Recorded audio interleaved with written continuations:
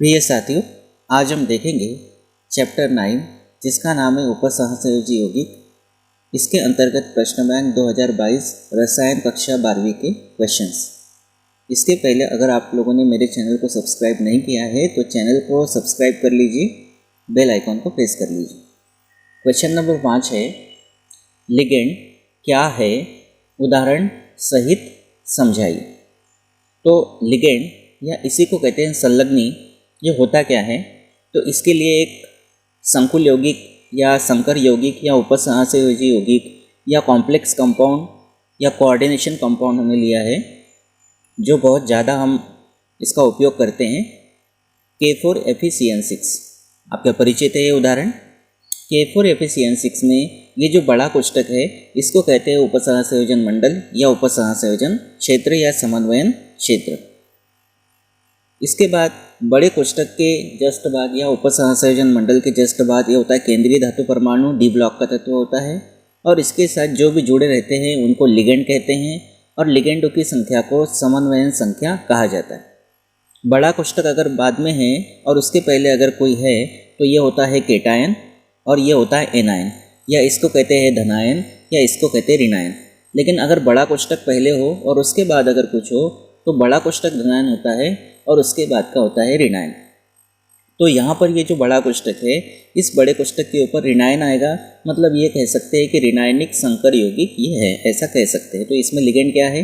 Ligand है Cn, या Cn पे माइनस होता है तो आप ऐसा भी लिख सकते हो Cn माइनस। ये लिगेंड जो होता है ये परमाणु हो सकता है, ये अणु हो सकता है, ये आयन हो सकता है, जो कि केंद्रीय धातु परमाणु को या आयन को, अब आयन इसलिए बोलते हैं क्योंकि इसके ऑक्सीकरण संख्या निकालेंगे तो 2 आएगी, इसलिए इसको केंद्रीय धातु आयन कहेंगे।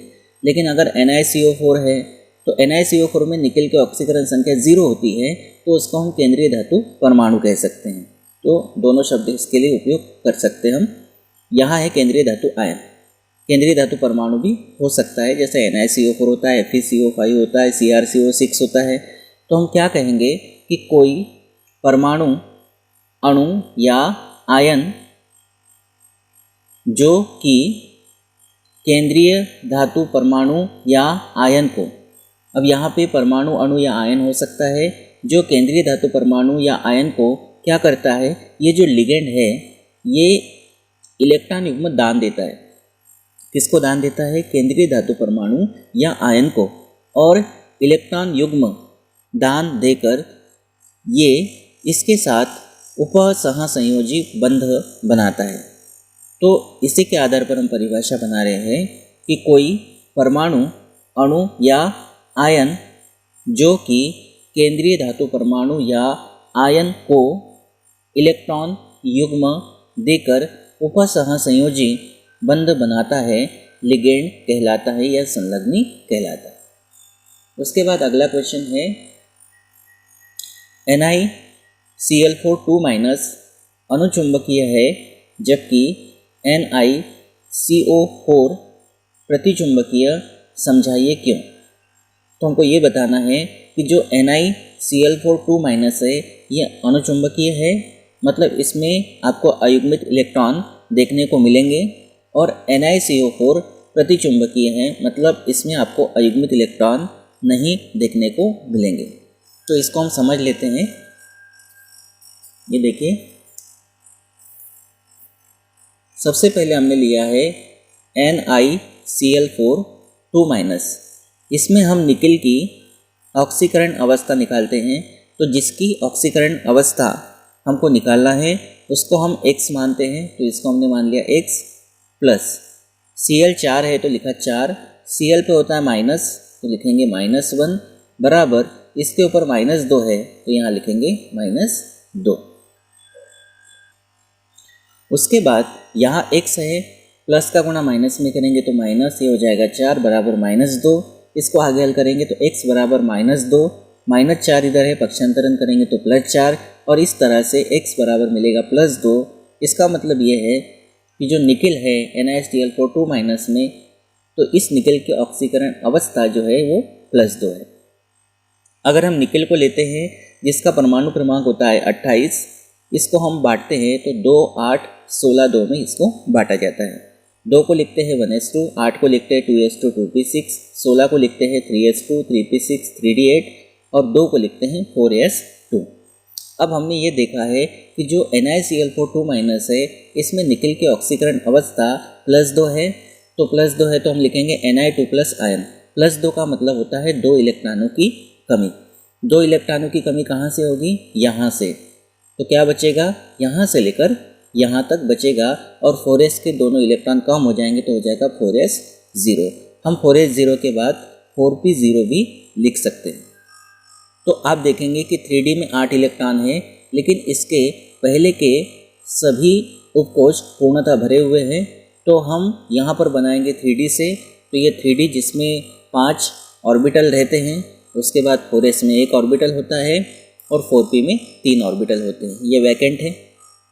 अब 3D के जो 8 इलेक्ट्रॉन हैं इसको हम भरेंगे हुंड के नियम से, तो 1 2 3 4 5 फिर युग्मन करते हैं 6 7 8। तो ये हमने हुंड के नियम से इलेक्ट्रॉनों को भर दिया। अब यहाँ पे समझने वाली बात यह है कि NiCl4 2- में Cl क्या है? ये लिगेंड है जो केंद्रीय धातु परमाणु को क्या करता है? इलेक्ट्रॉन युग्म देकर उपसहसंयोजी बंध बनाता है। इसके पहले हमने परिभाषा में इसको पढ़ा। तो ये Cl जो है ये लिगेंड है और ये जो लिगेंड है ये दुर्बल क्षेत्र लिगेंड है, वीक फील्ड लिगेंड है। और दुर्बल क्षेत्र लिगेंड होने के कारण ये 3D उपकोष जो है इसके इलेक्ट्रॉनों का युग्मन नहीं कर पाता है। मतलब ये इलेक्ट्रॉन जो है ये युग्मित नहीं हो पाते हैं, ये अयुग्मित ही रहते हैं। क्यों? क्योंकि जो Cl है ये दुर्बल क्षेत्र लिगेंड है, तो इन इलेक्ट्रॉनों का युग्मन नहीं हो पाता है। इसीलिए ये जो 4 Cl लिगेंड है ये अपने इलेक्ट्रॉन युग्मों को 4s, 1 इलेक्ट्रॉन युग्म 4s में और 3 इलेक्ट्रॉन युग्म 4p में जाते हैं। क्योंकि 4 लिगेंड है तो 4 ही इलेक्ट्रॉन युग्म हमारे पास होंगे, 1 इलेक्ट्रॉन युग्म यहाँ पर 4s में और 3 इलेक्ट्रॉन युग्म यहाँ पर। तो इस तरह से इसमें एक s ऑर्बिटल भाग ले रहा है संकरण में और 3 p ऑर्बिटल भाग ले रहे हैं। तो इस तरह से इसमें जो संकरण होगा वो कौन सा होगा? sp3 संकरण। साथ ही साथ आप ये देखेंगे कि यहाँ पर 2 अयुग्मित इलेक्ट्रॉन है और 2 अयुग्मित इलेक्ट्रॉन होने के कारण NiCl4 2- जो है ये कैसा होगा? ये अनुचुंबकीय होगा। क्यों अनुचुंबकीय है? क्योंकि 3D में 2 अयुग्मित इलेक्ट्रॉन है और जितने ज़्यादा अयुग्मित इलेक्ट्रॉन होते हैं वो संकुल यौगिक या संकुल आयन उतना ही अधिक अनुचुंबकीय होता है। तो यहाँ पर 2 अयुग्मित इलेक्ट्रॉन हैं तो ये अनुचुंबकीय होगा। जब ज़्यादा अयुग्मित इलेक्ट्रॉन हो तो प्रबल अनुचुंबकीय होता है, कम अयुग्मित इलेक्ट्रॉन हो तो दुर्बल अनुचुंबकीय होता है। उसके बाद हम चलते हैं अब आगे NiCO4 में। NiCO4 में निकल की ऑक्सीकरण अवस्था निकालना है, तो निकल इसकी ऑक्सीकरण अवस्था निकालना है तो इसको x मानेंगे, प्लस CO4 है तो 4 लिखेंगे, CO उदासीन लिगेंड है तो 0 और बराबर इसके ऊपर कुछ नहीं है तो 0 है। कुछ नहीं मतलब 0 ही है इसके ऊपर, तो यहाँ पर x का मान आएगा 0। मतलब निकल की जो ऑक्सीकरण अवस्था आएगी वो आएगी 0। तो निकल जिसका परमाणु क्रमांक 28 है, जिसको हमने इस तरह से अभी बांटा था उसको sp_df के रूप में ऐसे लिखा था।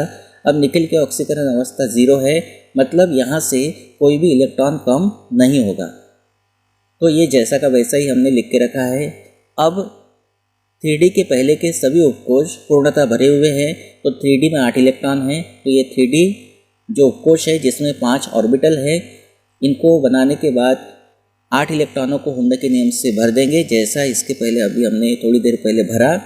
और 4s के 2 इलेक्ट्रॉन हैं तो दोनों इलेक्ट्रॉन इसी उपकोष में या इसी ऑर्बिटल में रहेंगे और 4p जो है ये वैकेंट रहेगा। अब यहाँ पर एक बात आपको समझना है कि जो CO है, कार्बोनिल जो है ये कार्बोनिल लिगेंड है, ये प्रबल क्षेत्र लिगेंड है। और ये प्रबल क्षेत्र लिगेंड होने के कारण ये क्या करता है? 4s के दोनों इलेक्ट्रॉनों को 3D में प्रवेश कराता है, जिसके कारण यहाँ पर 4s के दोनों इलेक्ट्रॉन 3D में आएंगे तो यहाँ हो जाएगा 3D में युग्मन। तो 3D में युग्मन हो गया है, जिसके कारण 4s अब वैकेंट हो गया है, खाली हो गया है और 3 4p खाली है। और हमारे पास लिगेंड है 4। जितने लिगेंड है उतने ऑर्बिटल हमारे पास खाली चाहिए, तो 4 लिगेंड है तो 4 ऑर्बिटल हमारे पास खाली है। तो इसमें CO के इलेक्ट्रॉन युग्म प्रवेश करेंगे। 4 CO है तो 4 इलेक्ट्रॉनों के युग्म यहाँ लेंगे, तो इसमें यहाँ पर एक s ऑर्बिटल भाग ले रहा है और 3 p ऑर्बिटल भाग ले रहे हैं। तो इस तरह से इसमें भी आपको मिलेगा sp3 संकरण। लेकिन यहाँ पर कोई भी अयुग्मित इलेक्ट्रॉन नहीं है, और अयुग्मित इलेक्ट्रॉन नहीं होने के कारण NiCO4 जो है ये कैसा होगा, प्रतिचुंबकीय होगा। तो सीधे शब्दों में हम ये कह सकते हैं कि जब हमने NiCl4 2- का एग्जाम्पल लिया तो इसमें आपको 2 अयुग्मित इलेक्ट्रॉन मिले, लेकिन NiCO4 का एग्जाम्पल लिया, इसमें कोई भी अयुग्मित इलेक्ट्रॉन नहीं मिला है। यही कारण है कि NiCl4 2- ये अनुचुंबकीय है और NiCO4 ये प्रतिचुंबकीय है। तो इसका जो कारण है वो इस तरह से आप लिख सकते हैं। तो आप इसको पूरा पढ़ लेंगे और उसका कारण आप इसके आधार पर लिख लेंगे। तो ये आप पढ़ेंगे अगर ध्यान से तो आपको पूरा क्लियर हो जाएगा, ऐसा मुझे पक्का विश्वास है। अब एक क्वेश्चन और देख लेते हैं, छोटा सा है, इसको भी जल्दी से हम देख लेते हैं। प्रश्न नंबर 7 है, निम्न में से धनायनिक, ऋणायनिक तथा उदासीन संकर यौगिक कौन कौन से हैं, विभाजित कीजिए। तो देखिए ये जो है ये संकुल यौगिक जो है इसमें ये होगा प्लस, ये होगा माइनस। तो बड़े कोष्ठक के ऊपर माइनस आ रहा है, मतलब उपसहसंयोजन मंडल के ऊपर माइनस आ रहा है, तो ये होगा ऋणायनिक संकर यौगिक। तो ये चला जाएगा ये यहाँ पर ऋणायनिक में। उसके बाद इसको अगर देखेंगे तो ये होगा प्लस, ये होगा माइनस। उपसहसंयोजन मंडल के ऊपर प्लस है तो ये चला जाएगा धनायनिक संकर यौगिक में। यहाँ पर देखेंगे ये प्लस होगा, धनायनिक होगा, ये ऋणायनिक होगा। बड़े कोष्ठक उपसहसंयोजन मंडल के अंदर माइनस आया है तो ये चला जाएगा ऋणायनिक संकर यौगिक में। NiCO4 में इसके ऊपर कोई आवेश नहीं, 0 है, तो ये चला जाएगा उदासीन संकर यौगिक में। इसके ऊपर भी कोई आवेश नहीं है तो ये भी चला जाएगा उदासीन संकर यौगिक में। और FeH2O6Cl3 इसमें उपसहसंयोजन मंडल के ऊपर प्लस आएगा और ये बाद में माइनस आएगा, तो इसके ऊपर उपसहसंयोजन मंडल के ऊपर प्लस आ रहा है तो ये चला जाएगा धनायनिक संकर यौगिक में। तो ये बहुत सिंपल था, ये बहुत आसानी से हमने पता कर लिया। सीधे शब्दों में हम ये कह सकते हैं कि जब आपको सिर्फ बड़ा कोष्ठक दिख रहा है तो वो उदासीन है, बड़ा कोष्ठक अगर पहले दिख रहा है उसके बाद कुछ लिखा है तो वो धनायनिक है, और बड़ा कोष्ठक अगर बाद में लिखा है उसके पहले कुछ लिखा है तो ऋणायनिक संकर यौगिक है। तो इस तरह से ये 3 क्वेश्चंस हमने इस वीडियो में कवर कर लिए हैं। Thank you.